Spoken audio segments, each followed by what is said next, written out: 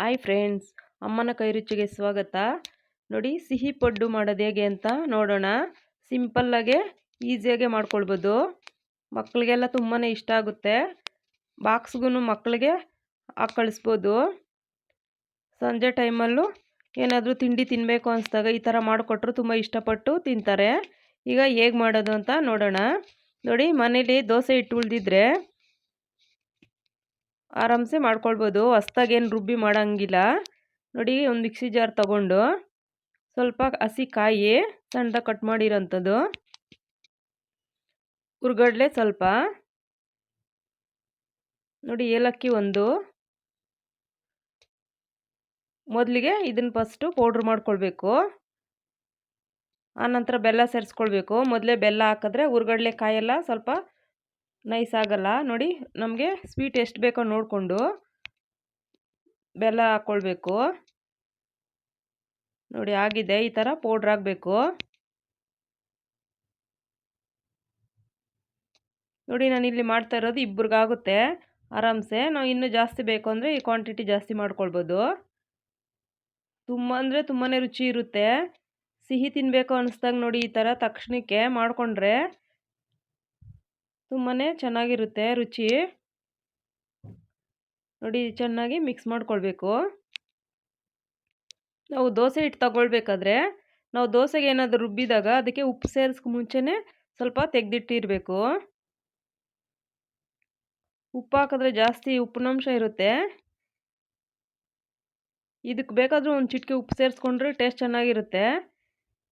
ನಾವು ದೋಸೆಗೆ ಏನು ರುಬ್ಬಿರ್ತೀವಿ ಹಿಟ್ಟು ಅದರಲ್ಲೇ ಸ್ವಲ್ಪ ತೆಗೆದಿಟ್ಕೊಂಡು ಈ ಥರ ಮಾಡ್ಕೊಳ್ಬೋದು.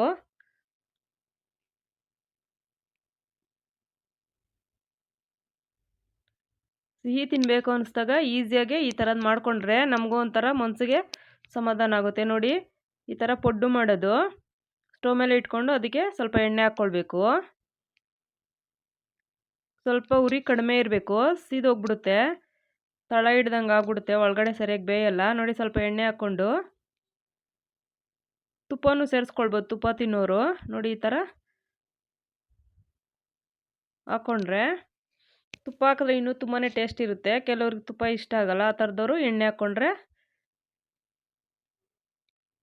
ನೋಡಿ, ಮೇಲೆ ಒಂದು ಸ್ವಲ್ಪ ಈ ಥರ ಎಣ್ಣೆನೋ ತುಪ್ಪನ ಈ ಥರ ಹಾಕಿ ಸ್ವಲ್ಪ ಲೋ ಫ್ಲೇಮಲ್ಲಿ ಇಟ್ಟು ಈ ಥರ ತಟ್ಟೆ ಮುಚ್ಚಿ ಬಿಡಬೇಕು.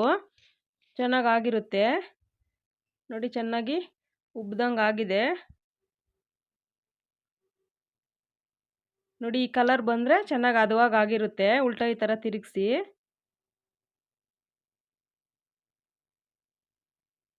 ನೋಡಿ, ಲೋ ಫ್ಲೇಮಲ್ಲೇ ಬೇಯಿಸಿದ್ರೆ ತುಂಬ ಚೆನ್ನಾಗಿ ಹದವಾಗೇ ಆಗುತ್ತೆ. ಒಳಗಡೆ ಎಲ್ಲ ಏನು ಹಸಿದೇನಿರಲ್ಲ.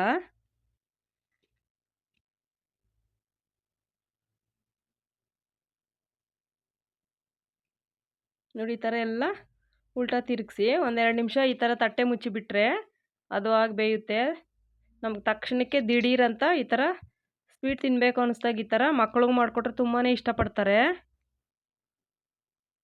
ನಾವು ಬೇರೆ ಸ್ವೀಟೆಲ್ಲ ಮಾಡಬೇಕಾದ್ರೆ ಅದಕ್ಕೂ ಟೈಮ್ ಹಿಡಿಯುತ್ತೆ.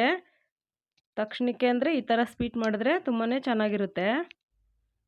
ನೋಡಿ, ಒಂದು 2 ನಿಮಿಷ ಬಿಟ್ಟರೆ ಸಾಕು. ನೋಡಿ, ಆಗಿದೆ ಈಗ ಹದವಾಗಿ ಎಲ್ಲ ಕಡೆನೂ ಚೆನ್ನಾಗಾಗಿದೆ. ಕಲರ್ ಈ ಥರ ಚೇಂಜ್ ಆಗಬೇಕು, ಆವಾಗಲೇ ಟೇಸ್ಟ್ ಚೆನ್ನಾಗಿ ಬರುತ್ತೆ.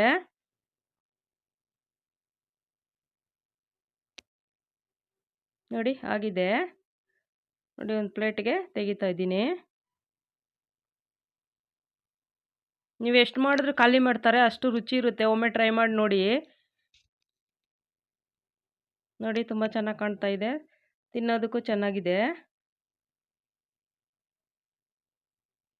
ಅಥವಾ ಕರೆಕ್ಟಾಗಿ ಬೆಂದಿದೆ ಒಳಗಡೆ ಎಲ್ಲ. ನೋಡಿ, ಸಾಫ್ಟಾಗೂ ಇರುತ್ತೆ.